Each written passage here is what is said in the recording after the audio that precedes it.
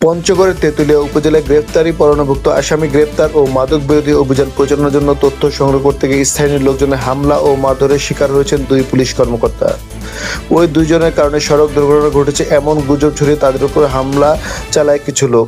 Police জানায়, গতকাল দুপুরে ভজনপুর ইউনিয়নের সংগঠন মূর্খাজোত এলাকায় সাদা পোশাকে মোটরসাইকেল করে গ্রেপ্তারি পরোয়ানাভুক্ত আসামি ও মাদক বিরোধী অভিযান পরিচালনার জন্য তথ্য সংগ্রহ করতে যান এএসআই সোহেল রানা ও তুহিন খান।